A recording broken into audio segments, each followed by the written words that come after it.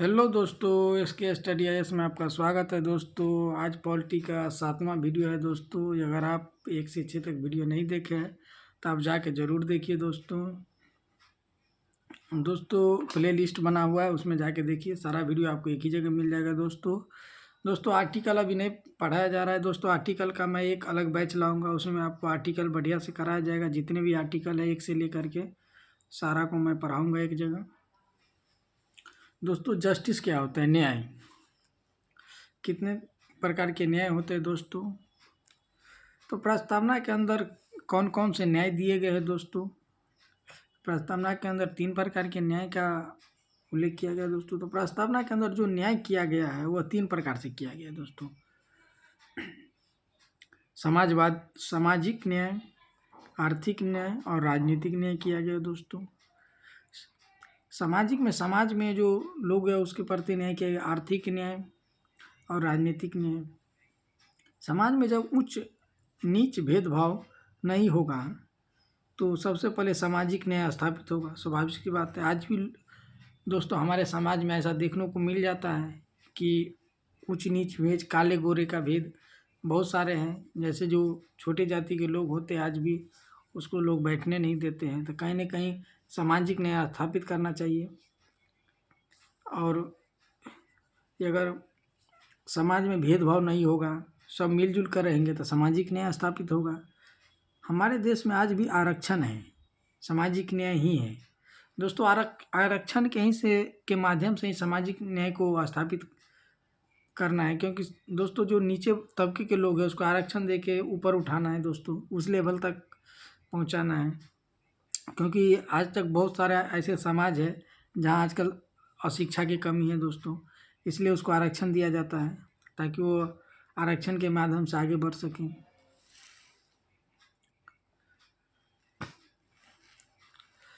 आर्थिक न्याय क्या है दोस्तों? देश के आबादी के बाद कानून बना दोस्तों, भूमि सुधार कानून बना। जब दोस्तों भारत आज़ाद हुआ था उस समय कुछ ही लोगों के पास जो भारत की भूमि था वो कुछ ही लोगों के पास था दोस्तों। इसलिए देश आज़ादी के तुरंत बाद कानून लाया गया और जो भूमि कुछ लोगों में था उसको आवंटित करके पूरे देश के अंदर किया गया ताकि आर्थिक न्याय स्थापित किया जा सके। नहीं तो ऐसा अगर नहीं करता दोस्तों तो किसी का ज़मीन कोई हड़प लेता, क्योंकि किसी के पास ज़मीन ही नहीं रहता। क्योंकि कुछ ही लोगों के पास सारे के सारे ज़मीन था दोस्तों। किसी के पास 10,000 बीघा ऐसे कैसे करके ज़मीन था। तो ऐसे में तो जिसके पास ज़मीन है तो स्वाभाविक है उसका ज़मीन हड़पता। इससे बचने के लिए दोस्तों आर्थिक न्याय और कानून बना दोस्तों। देश आज़ाद होने का सबसे पहले यही कानून बना। इसलिए देश के आज़ादी के बाद पहला कानून बना वह भूमि सुधार के लिए बना दोस्तों, ताकि किसी एक व्यक्ति के पास ज़मीन नहीं रहेगी। ज़मीन का बंटवारा सब में करो।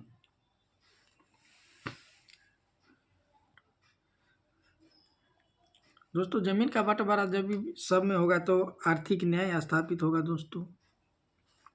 स्वतंत्रता दोस्तों, कितने प्रकार की स्वतंत्रता है? प्रस्तावना में 5 प्रकार की दोस्तों स्वतंत्रता का वर्णन किया गया है। प्रस्तावना में 5 प्रकार की स्वतंत्रता का वर्णन किया गया है। जैसे विचार हो गया दोस्तों, अभिव्यक्ति हो गया, धर्म हो गया, विश्वास हो गया दोस्तों, उपासना हो गई।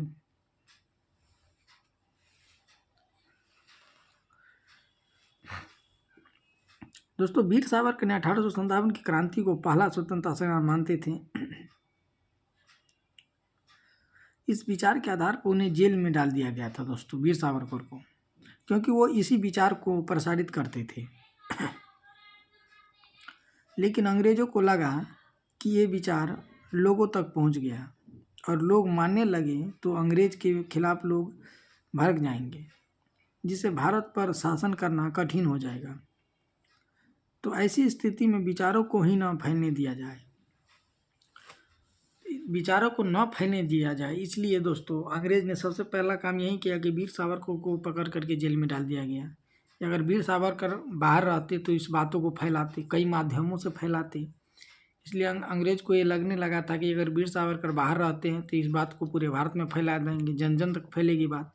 अगर जन जन तक फैलेगी तो अंग्रेज के लिए बहुत मुश्किल धीरे धीरे खड़ा कर देगा। इसलिए उसने पहला काम यही किया कि वीर सावर को पकड़ के जेल में डाल दिया। अंग्रेज को तो यही नीति था दोस्तों कि कोई भी अगर आंदोलन करते थे उसको पहला ही काम था कि किसी प्रकार से पकड़ के उसको अंदर कर दो। ऐसा होता भी था उस समय। चाहे भाषण के माध्यम हो चाहे लेखन के माध्यम से हो, ये सब को रोक दिया गया था। अंग्रेज किसी भी माध्यम से इसको फैलने नहीं दिया जाता, चाहे भाषण के माध्यम से हो दोस्तों, लेखन के माध्यम से हो, कई माध्यमों से हो, इसको फैलने नहीं दिया जाए। दूसरा बात दोस्तों, हमारा विश्वास जो कुछ कुछ कुरीतियों के रूप में स्थापित हो चुका था, जिसको अंग्रेज ने तोड़ दिया।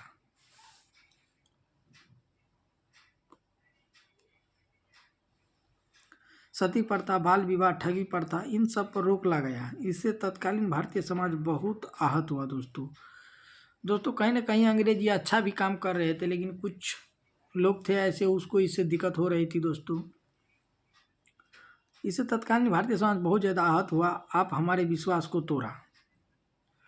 जब अंग्रेज पुराने विश्वासों को तोड़ा तो हमारे यहाँ के बहुत से लोग अंग्रेजों के समर्थन में आकर खड़े हो गए दोस्तों।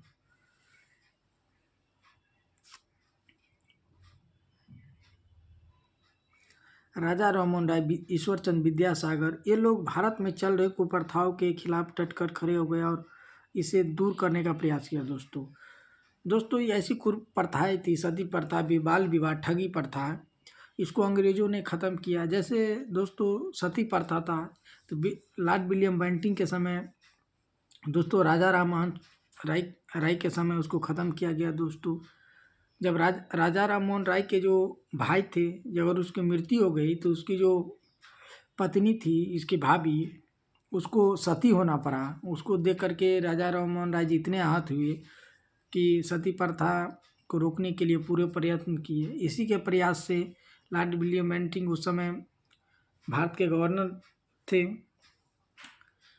इसी के सहयोग से मिल के दोस्तों इसको ख़त्म किया गया। तो कहीं ना कहीं ये अच्छा काम था, क्योंकि किसी का अगर पति मर जाता था उसको पत्नी को भी उसी में जला दिया जाता था। बाल विवाह दोस्तों, ये भी ऐसी प्रथा थी।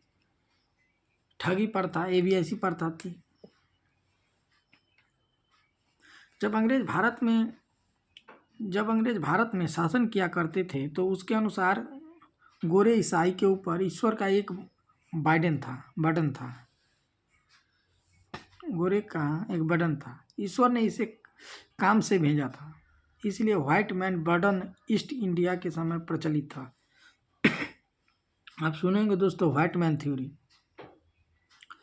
ये ईस्ट इंडिया के समय दोस्तों ये प्रचलित था।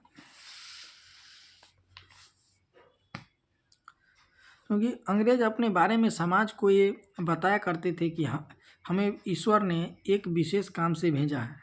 आप जैसे समाज के जो लोग हैं उन्हें सुधारने के लिए हमें भेजा गया है, और आपको ईसाई धर्म अपनाना पड़ेगा। भारत में बड़ी मात्रा में मशीनरियों के माध्यम से धर्म परिवर्तन हुआ। इससे पहले ईसाई धर्म का कोई आधार नहीं था।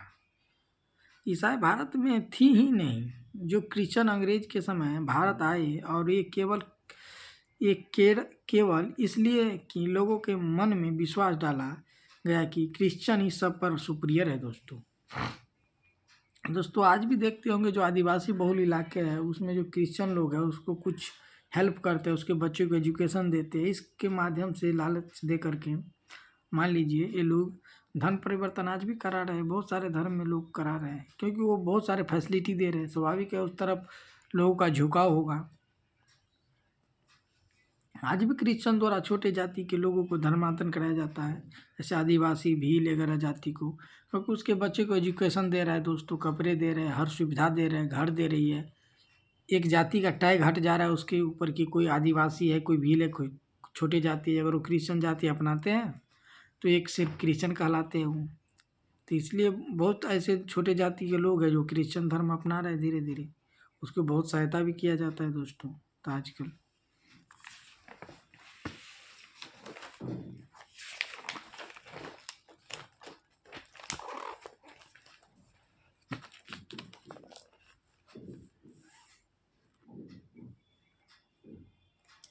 अखंडता दोस्तों क्या है? दोस्तों अखंडता में यह 42वें संविधान संशोधन अधिनियम द्वारा जोड़ा गया था। अखंडता यह शब्द 42वें संविधान संशोधन अधिनियम से जोड़ा गया है। इसका तात्पर्य कि भूभागीय एकता से है। अखंडता का मतलब भूभागीय एकता से है दोस्तों। कोई भी व्यक्ति देश को तोड़ने के बारे में विचार न करे, मतलब अखंडता अक्षुण्ण रहेगा दोस्तों। इसका मतलब है कि कोई इसके बारे में विचार न करे, प्रस्तावना में जोड़ा गया था। उद्देशिका का महत्व क्या है दोस्तों? इसको संविधान की आत्मा कहा जाता है दोस्तों, उद्देशिका को। इसमें आधारभूत दर्शन और राजनीतिक व नैतिक मूल्यों का वर्णन किया गया है दोस्तों। इसमें उद्देशिका में नैतिक मूल्य और राजनीतिक मूल्य कई तरह के हो सकते हैं भी। भारत का संविधान इस प्रकार से आगे चलकर काम करेगा यह चित्रित करता है दोस्तों। भारत का जो संविधान है आगे चल करके किस तरह से काम करेगा यह चित्रित करता है। जब भारत का संविधान कई बार कंफ्यूज होता है तो न्यायपालिका बैठकर चर्चा कर रहा होता है, तब न्यायपालिका प्रियम्बल प्रस्तावना को पढ़ते हैं दोस्तों।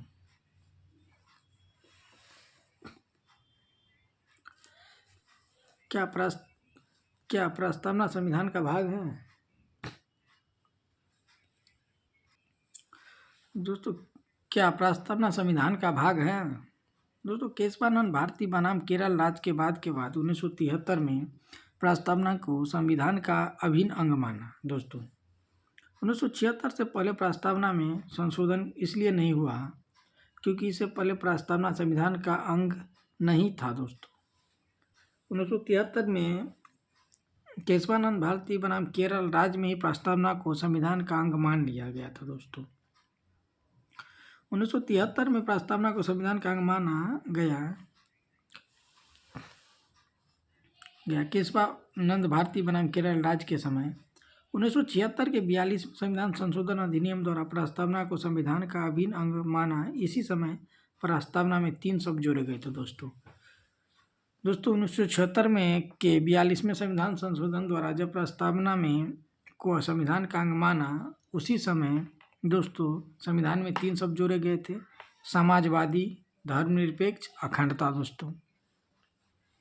समाजवादी, धर्मनिरपेक्ष और अखंडता। अभी तक प्रस्तावना में एक ही बार संशोधन हुआ है दोस्तों। इंदिरा गांधी के समय 18 दिसंबर 1976 में 42वें संविधान संशोधन द्वारा। इस समय आपातकाल लगा हुआ था दोस्तों भारत में। भारत की प्रस्तावना में कुल 73 शब्द हैं। प्रस्तावना उन आदर्शों को रेखांकित करती है जो भारतीय लोकतंत्र का मार्गदर्शन करते हैं। प्रस्तावना के कुछ महत्वपूर्ण शब्द हैं, जैसे दोस्तों धर्मनिरपेक्ष, समाजवादी, संप्रभु, लोकतांत्रिक, बंधुत्व, गणतंत्र, न्याय, स्वतंत्रता, समानता दोस्तों कुछ शब्द है। दोस्तों अगर वीडियो अच्छा लगे तो लाइक, सब्सक्राइब एंड शेयर जरूर कीजिएगा दोस्तों।